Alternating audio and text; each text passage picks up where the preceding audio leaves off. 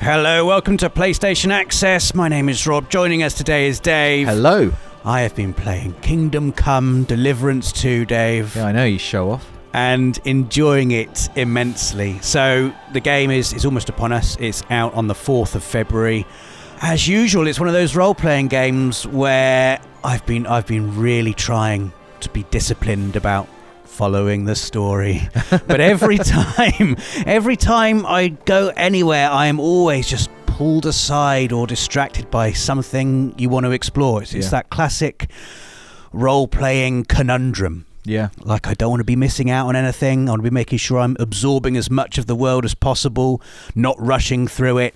But in terms of that world that you get to explore, it's in total roughly twice the size of the original game. Wow. But split across 2 maps. So the first area that you'll be exploring is Trotsky, which is this castle town, and the surrounding countryside. So this is sort of like the more, I guess, sort of your classic forests, fields, farmlands, lakes, ponds, occasional settlements, small villages. And there's like a beautiful medieval authenticity to it all. The second map, the larger of the 2 maps, covers both the city of Kuttenberg, which is now known as Kutna Hora in modern day Czech Republic, and a really large area of surrounding countryside and other smaller settlements. And this is where you really get a sense of the increase in scale and ambition from the first game to the sequel. So Kuttenberg, at the time Kingdom Come Deliverance 2 is set, during the early 15th century, was a key place in the conflict between King Wenceslaus and King Sigismund, which is a real-life historical conflict that's pretty key in the events of Kingdom Come Deliverance 2. So for those of you who don't know, Kingdom Come Deliverance and the sequel Kingdom Come Deliverance 2 are both historical RPGs, so they're not fantasy. You're not going to get dragons and magic and all of that kind of stuff. Very sort of grounded, down to earth, real, quite bleak in some instances, but there's like a melancholy beauty to that sometimes. And you play as Henry of Skalitz, who throughout the course of the first game rose from peasant to not peasant, but quite quickly in the sequel you find yourself, I'm not going to spoil anything that happens in the story in this video, but you find yourself at the bottom of the ladder once again, right? And you have to sort of slowly build your way back up.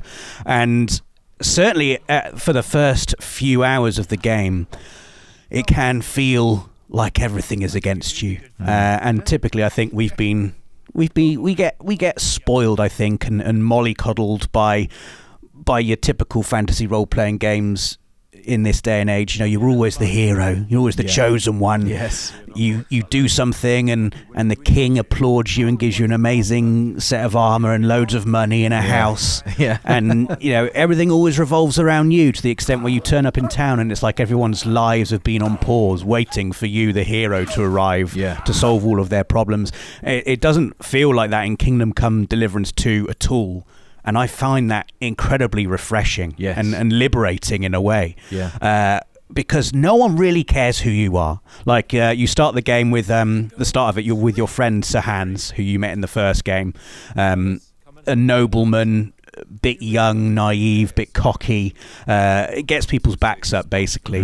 Henry, of course, is from sort of like more humble beginnings. Like, he's the son of a blacksmith. You know, he sort of has a little bit more experience of talking to people.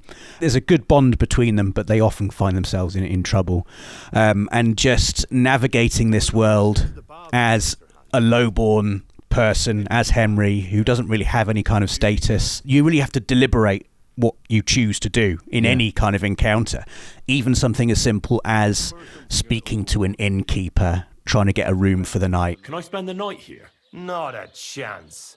Move along, you vagabond. If you're dressed in rags, if you've just been in a fight and you're covered in blood, if you're unclean and haven't washed yourself, no one's going to want to speak to you. Right. It's almost a simulator more than a role-playing game in some respects. It's like you've got to make sure you're well presented. You've got to think about what you're going to say to everybody.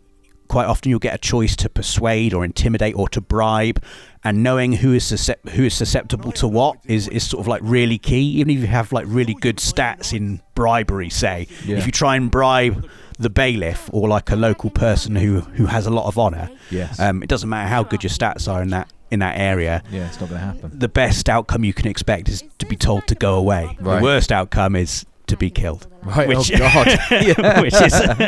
which is the threat of death is always there in Kingdom Come Deliverance too. And I really like the sort of electric tension of meeting a random person out in the middle of the countryside, because it reminds me a lot of those encounters you get in Game of Thrones, where as soon as the characters meet anyone, everyone's like looking at each other with their hand on their sword hilt.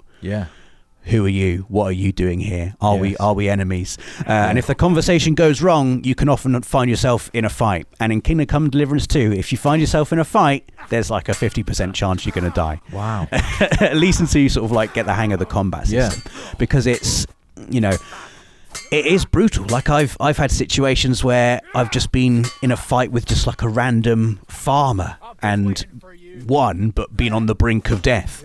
And really hard farmer. For God's sake, I'm the main character, for crying out loud. But the game doesn't care. The game does not care who you are. You have to earn everything. I love that. There's a real sense of pride when you manage to do, if you manage to successfully persuade someone or intimidate someone, you feel amazing. It's like being a boss in Dark Souls. It's like, yes, a successful bribe. Someone was actually intimidated by me, Henrik, and I've got the outcome. But more often than not, you'll just be told in no uncertain terms where to stuff it.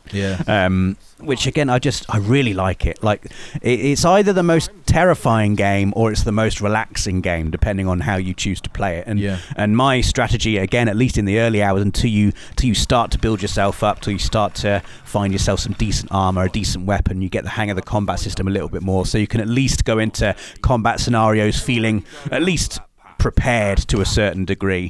Like even then, even when you really feel like you've got the hang of it, if you find yourself in a fight with more than two people, you're in for a bad time. What does it mean, Rob, to be, going back to square one and having to build yourself up again?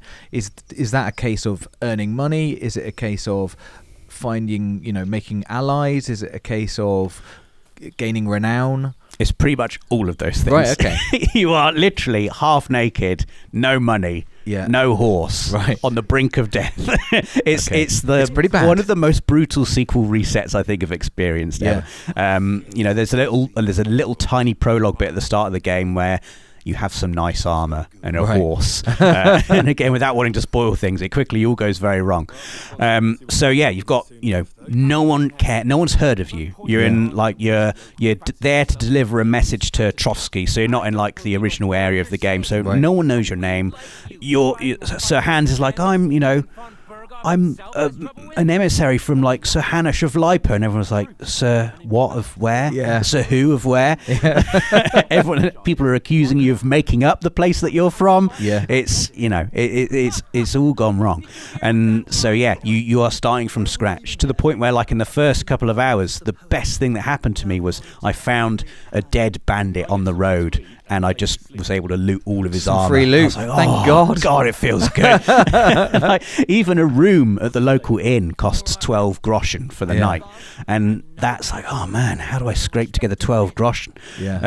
You can steal it. You can steal from chests. You can, go for a life of crime, but even that comes with its risks, because even if you manage to do it successfully, people in villages will start to notice if crimes are happening, and you, the newcomer in rags, will be the prime suspect. Who do you think it is? Do you think it's this new smelly man who's appeared, who's got nothing? Do you think he might be stealing from us?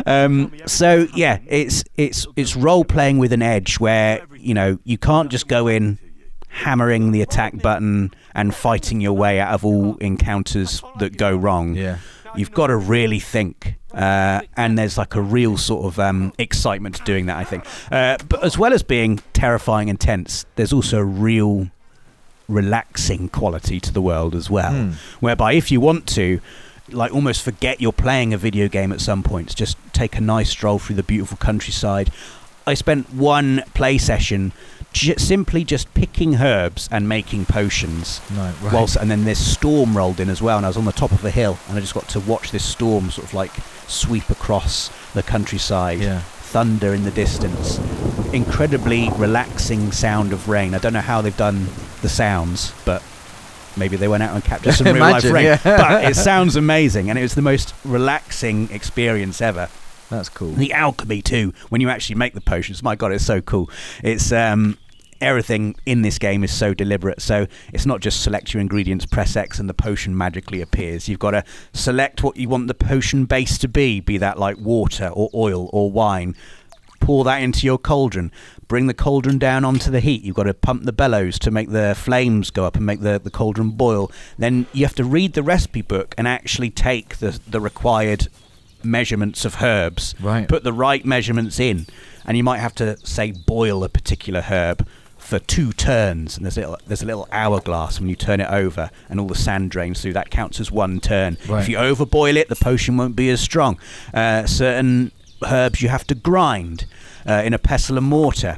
If the herbs aren't fresh, your potion won't be as strong. But when you pick herbs, you can store them in like a drying room, which dries them and allows them to last for longer. Yeah. And I, as an early method for earning money, got really good at brewing a chamomile potion. Okay. What does that do? It increases the rate at which you recover when you sleep. Okay. So you drink a chamomile potion, yes, and then you go to sleep, and you'll get like more of a boost the next day. I could do with one of those, to be honest. I'll make you one. Okay, really good. Thank you. Yeah. 2 handfuls of chamomile, 1 handful of ground sage. Yeah. Boil the chamomile for 1 turn. Add the ground sage in a base of wine. We should try this. We should try. I mean, it's interesting. Like, it does sound so grounded in reality. It might just taste nice. I'm not saying it's going to give me a good sleep, but that's very cool. It's basically going to be chamomile flavoured wine with a little bit of spicy sage in there. Yeah, I'll take it. Warm as well, like a nice mulled wine. Yeah. Oh, that sounds great, actually. Yeah, maybe we should Just make it in real life. Yeah. But it's in those instances where I'm just like, I could live here. Yeah. I could do this. I could be just a little alchemist in the world of Kingdom Come Deliverance 2. Yeah. But then there's no telling when a horrible person might turn up at your house and just kill you for no reason. Oh God. As with all good role-playing games, there are multiple ways you can approach each situation. Yeah. I've played through the intro of the game 3 or 4 times now for various different bits of content we've been making. Yeah. And I've tried to choose different dialogue options each time, and they have played out conversations differently each time. And I know we were lucky enough to speak to Tom McKay, who plays Henry in the game, who was mentioning, you really can shape Henry how you want to play him. You can go quite dark if you want to, and have an impact on how the events of the story unfold. Yeah. So, I can't speak too much on the story because I don't want to spoil stuff, and I haven't finished the game yet, but just in terms of how it feels to exist in this world, if you played and enjoyed the first game, I think you're going to absolutely love this game. Yeah. Like it's it's not a spectacular and fancy world. It's not trying to show off with magic and dragons and all of that kind of stuff. It's a very sort of as historically accurate as possible depiction of life in medieval 15th century Bohemia, this big swath of Central Europe.